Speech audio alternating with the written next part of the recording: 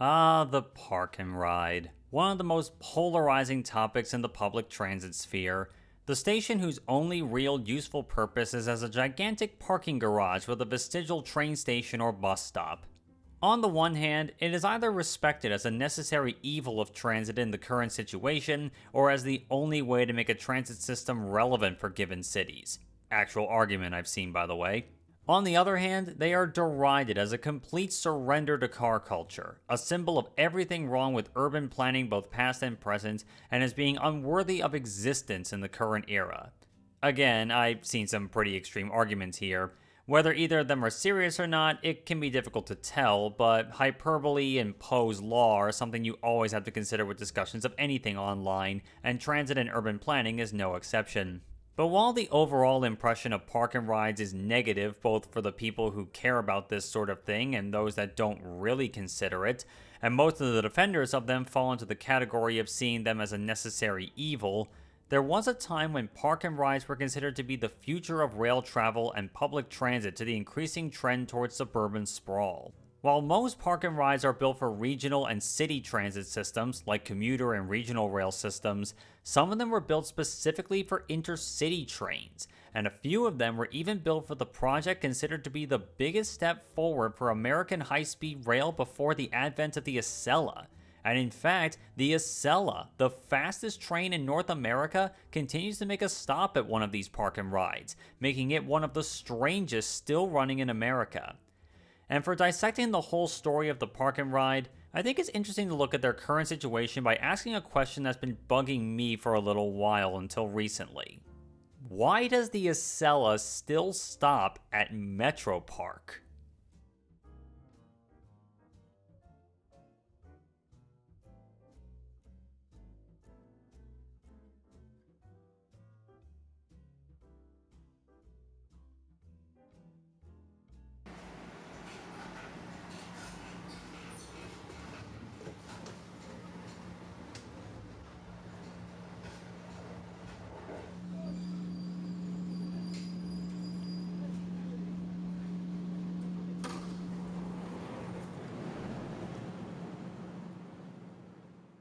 And here it is, in all its glory. But honestly, where even are we? Well, we're here at Metropark, which is in an unincorporated community called Iceland in Woodbridge Township in Middlesex County, New Jersey, and is right between two stations that only serve NJT trains on the Northeast Corridor in places where the stations are actually in the places that they say they are. That being Rahway to the north, and to the south is Metuchen, a place that a certain transit YouTuber encouraged me to research what the name even means when I was bored. Here it is. Yes, I am a nerd, thanks for noticing. As for Metropark though, when I say it's in Woodbridge Township, it's definitely not anywhere close to the middle of Woodbridge itself, which has another train station on a completely different rail line, New Jersey Transit's North Jersey Coastline.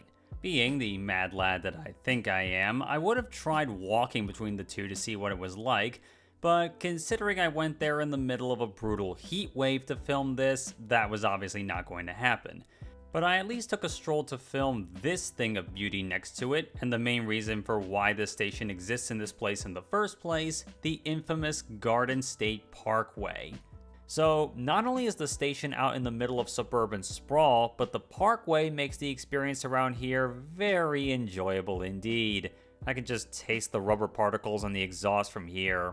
As for the station itself, it's got everything you'd need for such a station. Ticket machines and booths, a waiting lounge, restrooms, a little convenience store, a Dunkin' Donuts even, which is pretty cool, high-level platforms for level boarding, elevators, underpasses to get to the platforms, one of which is quite nice actually. Pretty much everything you could need as a passenger for just such a station. But importantly, there are two bridges that lead from the northbound platform across the bus loop and the kiss and ride area to the station's most imposing structure, the parking garage, all 3,615 spaces of it. So yeah, the main reason why the station sees significant ridership has to come in large part from people driving to this station from the surrounding suburbs to ride to places further afield, to Newark, Hoboken, New York City, or even Trenton, Princeton, Philadelphia, and beyond. But even then, this is a station that's getting on the order of 7,400 people boarding on NJT trains every weekday. This stat is from 2018, but with the rebound in ridership post-pandemic, this number would still likely be in the ballpark of current ridership. And that's not even counting the estimated 800 riders a day that specifically board Amtrak trains at this station for intercity journeys. There is no doubt that a decent amount of the riders either get dropped off, whether by friends, family, rideshare, or one of the 6 NJT bus services that stop here, but this monolith is at minimum only covering less than half the ridership of this station at max capacity, and there is no way that everyone driving here has a second passenger with them. Even still, this level of ridership amazingly makes Metropark the 5th busiest rail station on NJT's network, only behind the most obvious high ridership stations on the system: New York Penn, Newark Penn, Secaucus Junction, and Hoboken Terminal.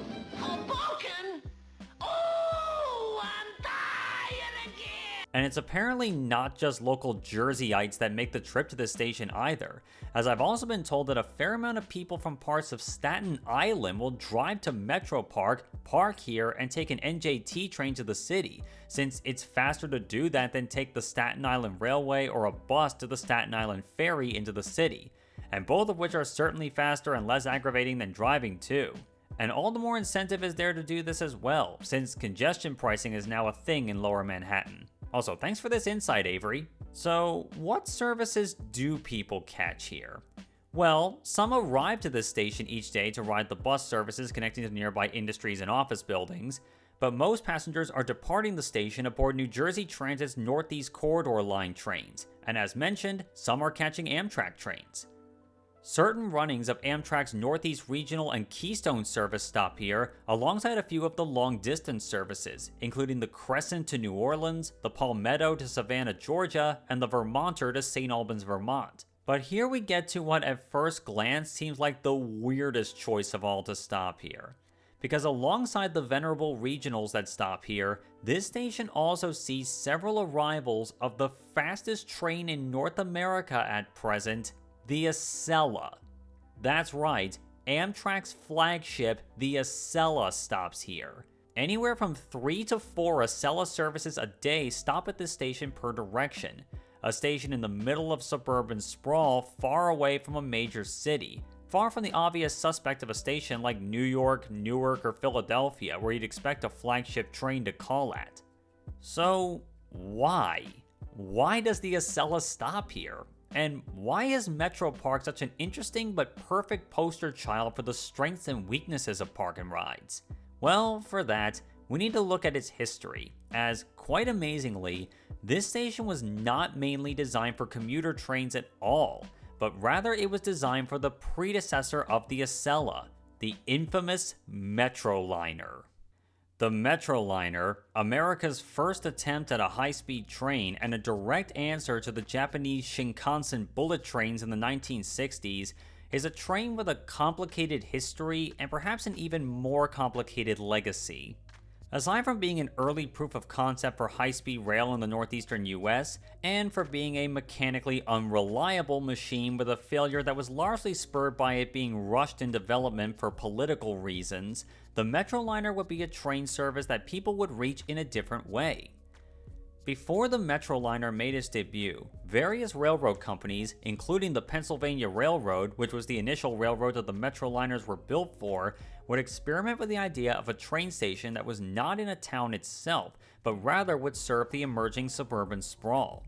While it's hard to truly determine what really was the precursor of this design concept, one of the earliest examples that is definitively one is Route 128 Station in Westwood, Massachusetts, a suburb of Boston on the route that we now know as the Northeast Corridor.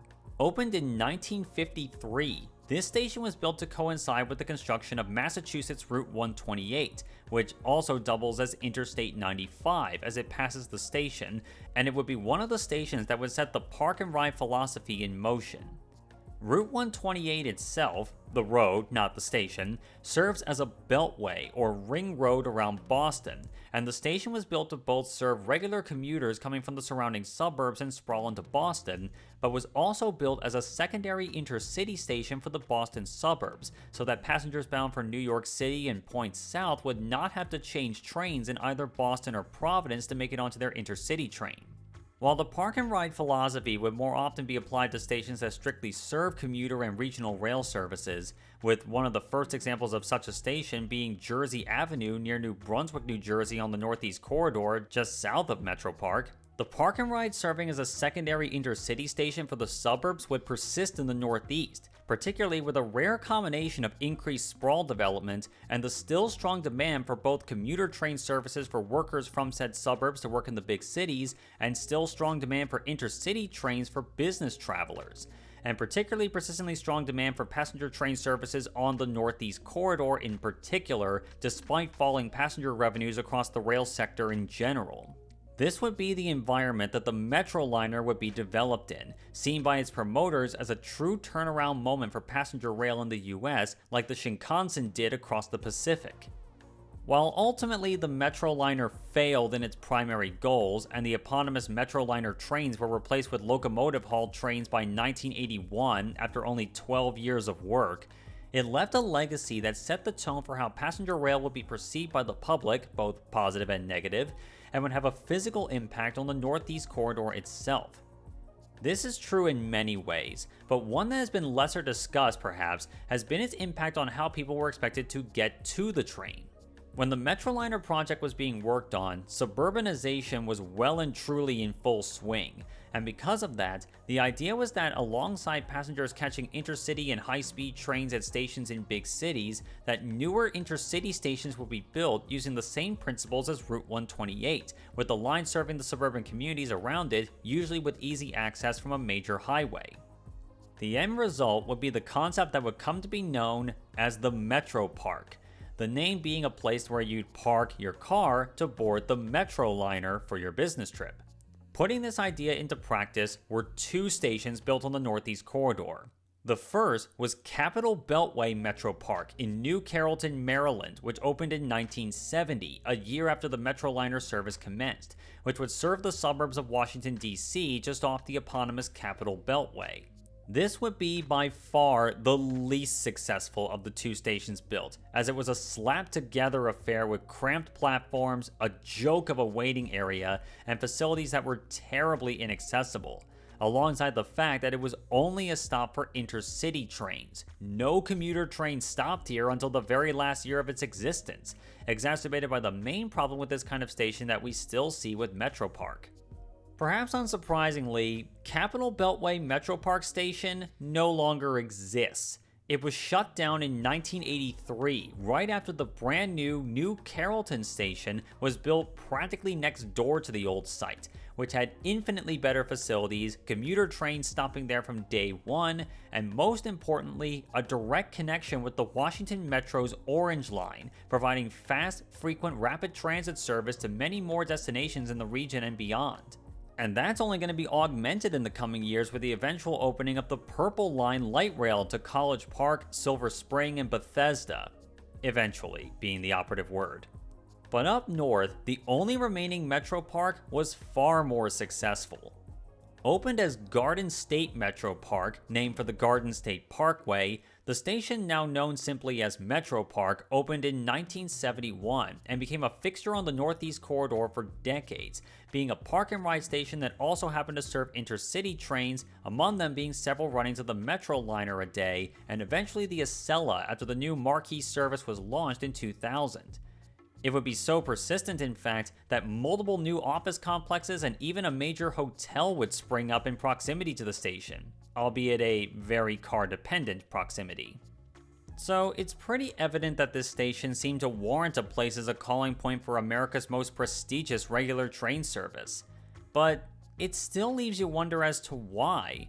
Even with all the developments around here, this station is still on the schedule, while a previous stop on the Acela, Trenton, New Jersey, the capital of the state of New Jersey, was dropped from the Acela timetables in 2023. What made them think that makes sense? Well, before I answer that question, let me present a theorem that I've crafted regarding what a station's purpose is for, and how it can change as time goes on. In a broad sense, one can think of a station's purpose as being on a spectrum, with the extremes being stations exclusively created and used as park and rides for the people in surrounding small towns far from the rail line itself, and those that are predominantly from a particular town and its immediate surroundings. Now, it's extremely rare for a station to be on the extreme end of either side of the spectrum, but there are definitely some that do get pretty close to it. On the extreme end of park and rides, I actually wouldn't put Metropark in that extreme, since there is housing and a lot of businesses around the station within its catchment area, that being the radius of about half a mile or so that people are generally comfortable with walking to a place. Also, no, I'm not going to mention Cornwell's Heights yet, since that one is pretty obvious. Good lord, is it obvious. But rather, I'll put a station that's further south on the corridor in a state that is somehow more car dependent in a lot of places than Jersey is. And that station would be Claymont Station in Claymont, Delaware, served by SEPTA's Wilmington Newark Line service on the Northeast Corridor. This station was recently rebuilt from this shit-ass little thing to the much more imposing structure you see today, which opened in 2023 just north of the old location, since the old station was on a banked curve and therefore rebuilding it there would not have made the station ADA accessible. And alongside the better accessibility and much better bus facilities, which is to say any at all beyond the sign for a bus stop, the parking facilities of the station were greatly expanded, from this surface lot to this giant parking garage and a surface lot, making for just over 800 spaces in total, which means that this station has more parking spaces than its current daily boardings. It was around 600 when using 2017 numbers, and that may actually be more than what it gets now given rider recovery data. And the reason for this may be obvious by looking what's around it. Sure, there's a neighborhood of suburban houses next to it, and the neighborhood has access to the station via a walking path, but other than that, Claymont is surrounded by almost nothing. The land that the station currently stands on was once the site of a massive steel mill, which closed down in 2013 and was demolished over the following decade. And in its place is expected to be more light industry, mostly warehouses, of which the first one, a warehouse for PepsiCo, is standing just across the station on the other side of Philadelphia Pike. The rest is just dirt on that side, and to the south near the neighborhood is by far the loudest thing in the area, Interstate 495, which cuts off the station from Claymont itself, a problem that the old station had too, and attempted to resolve with this rickety footbridge, which is now closed. This meant that a walk to and from the station and the recently built developments of townhouses, or to a rather locally famous cheesesteak place, these guys are pretty good honestly, would be projected to take about 25 minutes to cover around a mile of distance. And that's not even including the fact that you have to walk along a loud and busy Strode to cross over an even louder and busier freeway to do so. Naturally, a lot of people from Claymont that use the station would just drive to the station, which is projected to take about 5 minutes, give or take.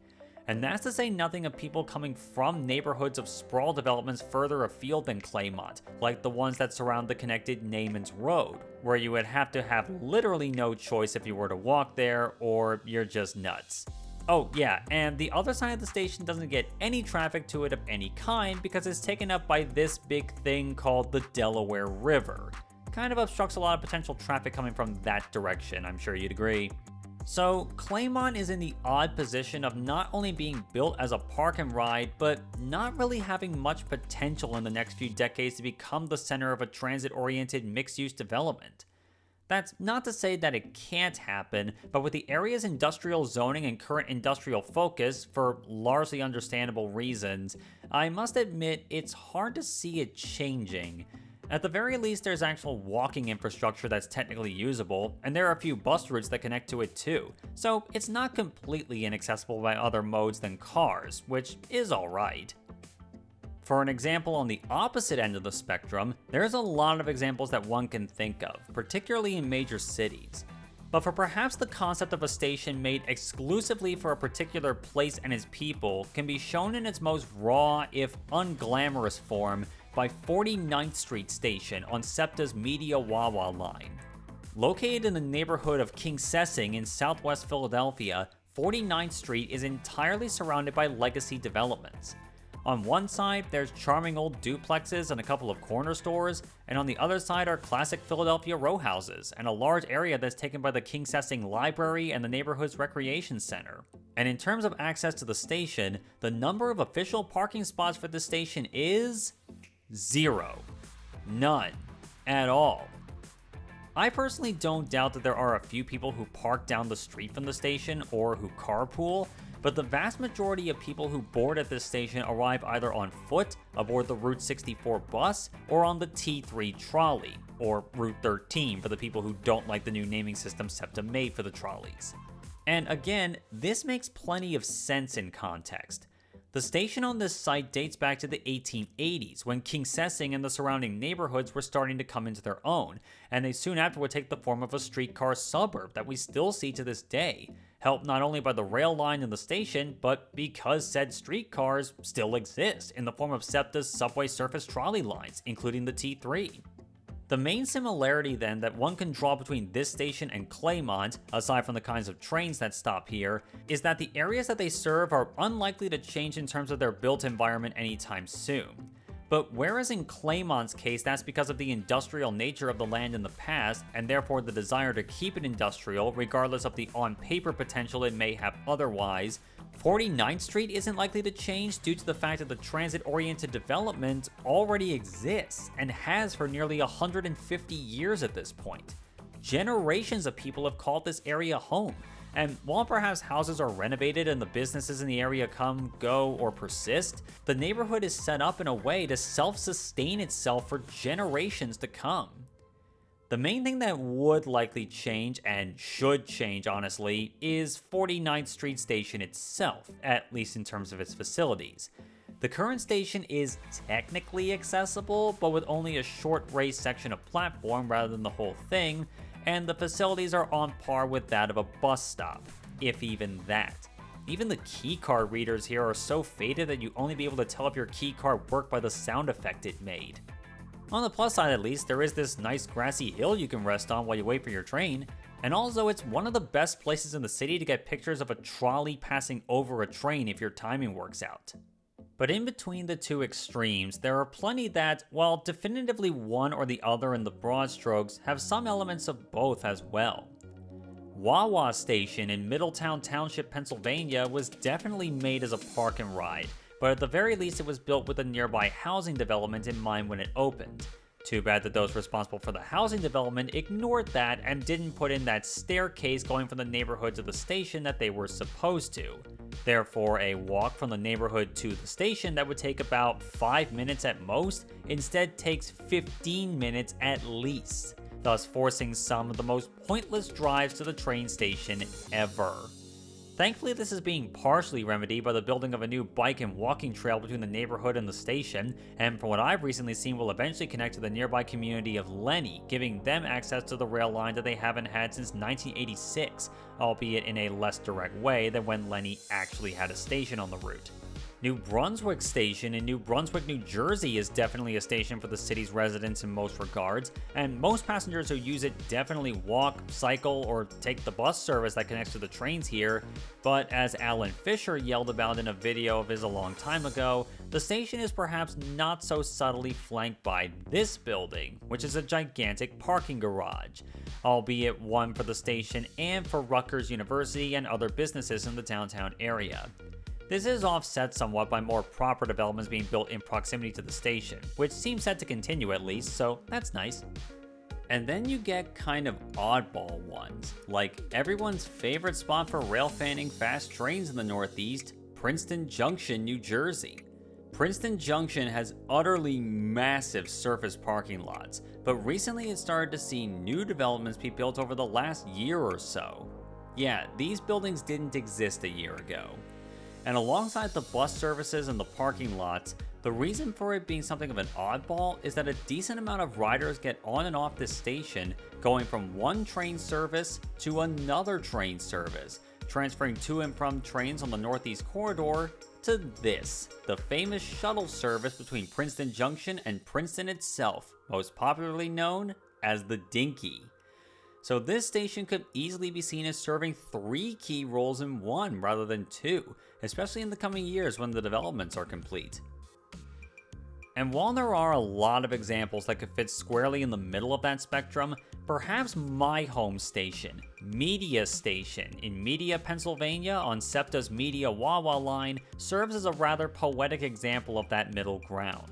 The station sits right at the southern edge of the borough of Media itself, and to the north is flanked by Media's famous walkable neighborhoods and developments that can trace their roots to the town's founding back in 1850. To the south, the station is flanked by more modern and car-centric developments in Upper Providence Township, where the ability to walk or cycle to the station from the surrounding neighborhoods is inconsistent, ranging from doable but not easy to arduous. As such, while the station likely does see the majority of its traffic come from people walking or cycling to the station from Media, a not insignificant portion of the ridership here are those that drive in from the surrounding areas. In fact, the people that drive here is the reason why nearby Elwyn Station retained its role as a park and ride when the route was cut back here in the 80s, as it was only surrounded by low-density suburban sprawl and the Elwyn Institute. The majority of its riders were coming from surrounding sprawl via car, since there was very little to walk to and from in the area. Back at Media though, this means that while most passengers only need the stairs leading to his platform to reach the station on foot or occasionally ride their bicycles down here, the majority of the station's official area is taken up by this 231 space surface parking lot that was built where the station's freight depot and yard used to be, flattening a relic from a time when this line had regular freight service. And to put that parking capacity into perspective, the 231 people who have driven to fill up this parking space would only fill up just over 2 cars of a typical SEPTA train. And even if you do the typical overestimating of 1.5 people per car that people do to be generous, that's 347 people, which is just over 3 cars of a typical SEPTA train. Every day. That's not really much in the grand scheme of things, and far less than those that walk. And that in turn really goes to show just how much space is used to accommodate the mobility of not many people when it comes to cars. For stations like Media that serve the communities that they're in, the people that are accommodated with the most facilities in terms of space of land needed for them to use the station are the minority of riders. It's why some ideas have been made in local circles about developing the parking lot of the station to serve as a mixed-use development or apartment building while retaining the parking spaces if they're needed.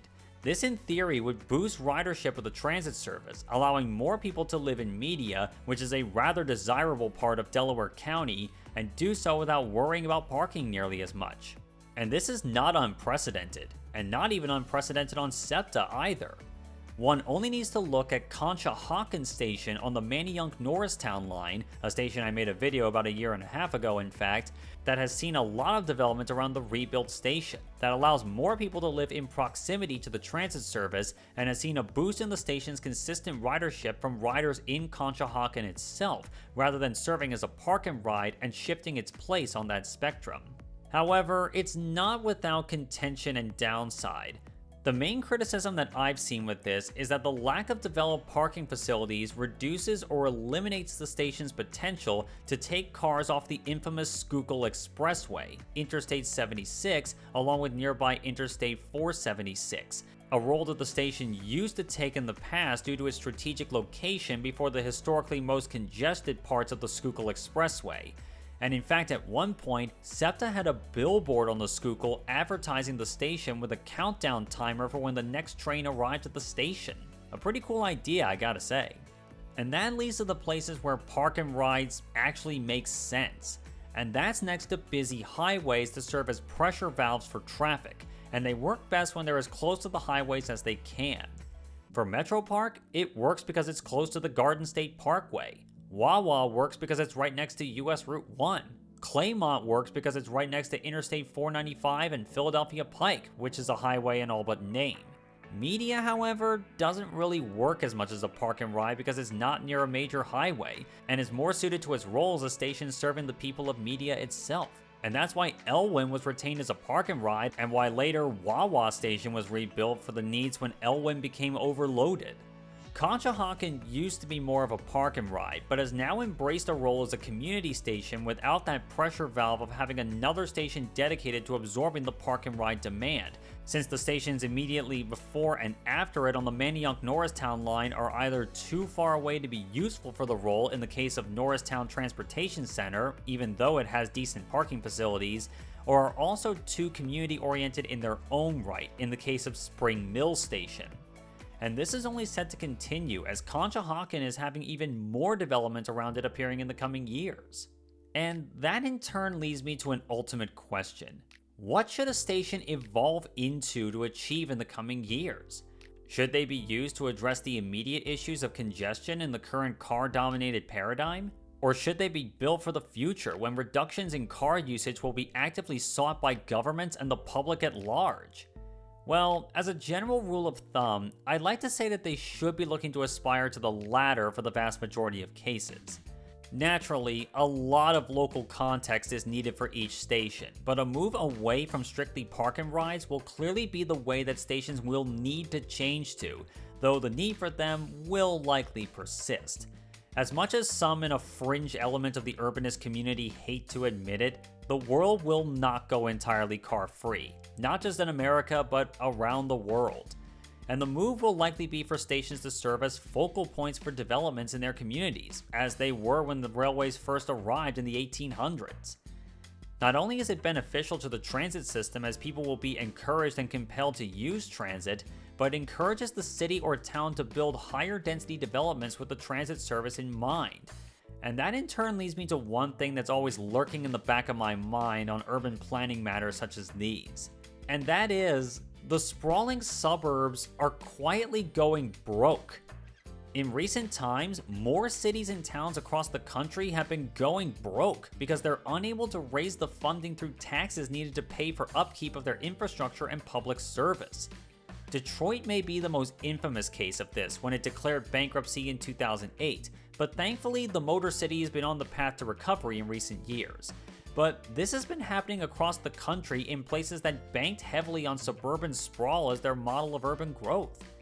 This is directly due to the fact that suburban sprawl developments are simply overly resource intensive to build and upkeep, while the tax revenue that residents pay to keep up those developments is minuscule, forcing cities to take on debt just to cover the infrastructure needs that they have, let alone build more. And by encouraging driving, even if it's driving to the train, this basically ensures that road upkeep will be one of the things that drives a city to bankruptcy and force a rethink of how they develop for the coming years, which in turn means they will have to densify. And public transit, especially train services, will be one of those things that those places will tend to densify around. Conshohocken is one of the smaller and more recent examples, but this has been the case across the country, from Washington, D.C. to Chicago, Denver to Salt Lake City, Phoenix to Seattle and the San Francisco Bay. Density around transit is slowly establishing itself as one of the paradigms to keep cities growing in a way that's both environmentally and economically sustainable in the long term, while also providing places made for human beings and not just the cars that they drive. Even with that being said, park and rides will still exist and they will still have their place, particularly for places that don't get reliable transit alternatives or for people that still see a need to drive. As much as some urbanists hate to admit it, car-free won't be an option for everyone, especially so in rural places. Transit still has a place there, of course, and I'll definitely talk about that in the future, but cars will still be a big benefit to a lot of people out there. Therefore, stations that have at least a secondary purpose of serving multiple places beyond the reach of rail lines or bus services will at minimum have some degree of parking facilities. But a lot of these stations do have great potential in their own right for developments around them and therefore serving both roles. Want an example? Look at New Carrollton Station in Maryland that I discussed a bit earlier. With the massive parking garages next to the station, you'd be right in thinking that it was built for the purpose of people commuting to DC along US Route 50 nearby for connections to MARC commuter trains, Amtrak trains, and the DC Metro Orange Line.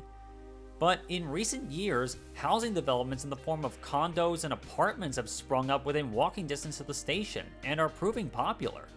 And this is helped by the fact that the station is in proximity to numerous businesses and especially government offices. This is the DC metro area after all, and make it a viable reverse commuting stop as well.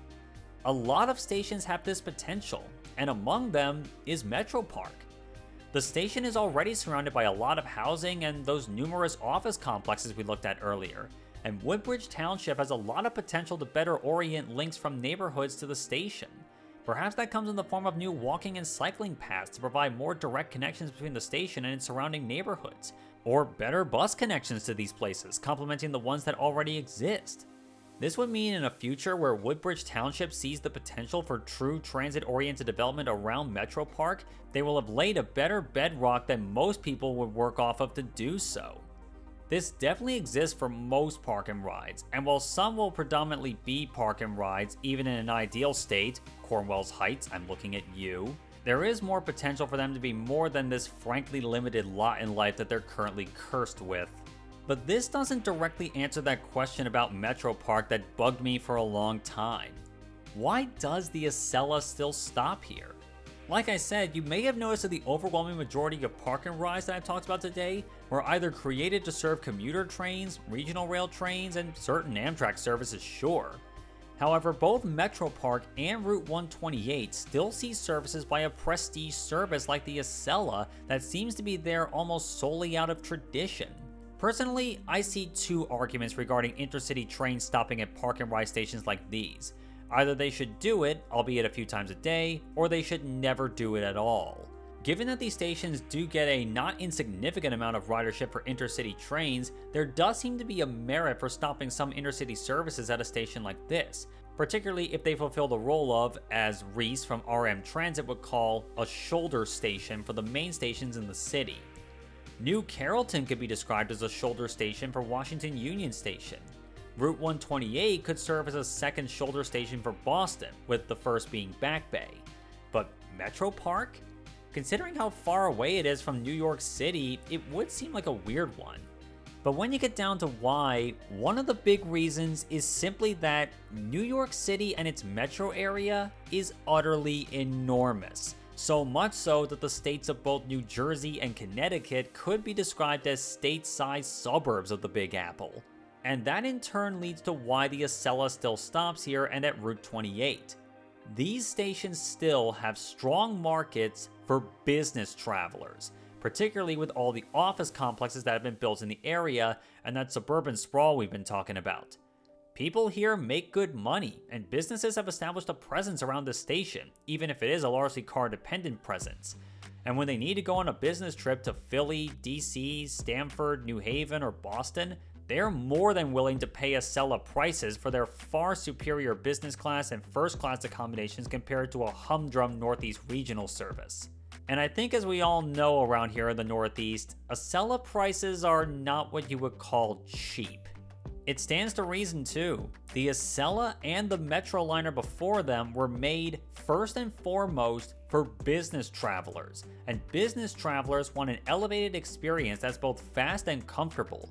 And pretty much compared to any other rail service in the country, the Acela provides exactly that. And with the new Acela trains, the Avelia Liberties set to enter service sometime this summer, and yes, I know they were supposed to be in the spring, we fell for it again. The business class product only looks set to get better in the near future, thus drawing in more business travelers to the rails, both in dense urban cores and sprawling suburbs alike. While to me, and certainly a lot of other people in the urbanist space, stopping a prestigious high-speed rail service at a station like this that's little more than a parking lot would seem like the transit planning equivalent of forcing a square peg into a round hole, but in this case, it actually makes sense in context, both here and at Route 128. Even the Acelas used to stop at New Carrollton for a time, but that was rather quickly dropped from the timetable in 2003, only 3 years after the Acela service began. Since being much closer to DC than the other stations are to their respective metro centers, most Acela passengers just went to DC Union anyway, and Acela ridership just didn't really show much promise as a result. But places like Metropark and Route 128 are far enough away from their cities that they make a modicum of sense for suburbanites to drive to rather than the main stations in their cities. Plus, in Metropark's case, as I keep saying, enough office developments have gone up in the area over the years that it could well be described as a suburban CBD, or Central Business District for you non-nerds out there. And therefore, more developments around here, particularly with more improvements to walkability, would galvanize demand for business travelers even more, since more professionals would move out here and more businesses would set up shop in proximity to the station. And from what I saw when I was out filming at Metropark, this is already beginning. Woodbridge Township's Metropark Wood Avenue South redevelopment plan, great name by the way, is seeing both new businesses and new housing springing up in proximity to the station, which itself is seeing a major renovation program to accommodate expansion of transit services and the surrounding developments. New Jersey may be derided as a state that is what traffic planners of Robert Moses' day would design inevitably, but we are seeing that Jerseyites are amiable to positive change to get away from that paradigm at the very least. Which, considering how horrible traffic is in that part of the state especially, I can definitely see why. Park and rides are a strange beast to say the least. They seem so simple, and in practice they are, at least for the end user. You drive into the parking lot, park the car, get your ticket, and get on the train. And this isn't even talking about park and rides for buses or metros, but I'll save that as a story for another time, honestly. But their legacy is definitely a complicated one, and perhaps in some ways, they could be seen as a self-fulfilling prophecy about transit services being subservient to car culture while being built as a complement to each other. But as the story of the Metropark and the people who use, live, and work around these stations goes to show, the story is not always as simple as that, and that story is not fully told either. From the suburban park and rides like Wawa that are trying to serve both roles of being for drivers and residents, to some that are completely altering their purpose away from the park and ride model completely, like Conshohocken. These stations can and do change as the community around them changes. Perhaps one day, Woodbridge Township evolves along with the changes to the high-speed rail line that serves it in the coming years and decades, and Metropark goes from being seen to the outside world as a station built not merely to serve motorists on the Garden State Parkway, but becomes more of a destination station, as well as a place for suburbanites to park their cars to get on the train. The world is changing in so many ways, and this looks like it could be one of those places, and thus continuing a strange but teachable saga about what stations mean to people and their towns and cities, and thus a teachable saga that there is a lot of nuance to seemingly black and white stories of how we get around.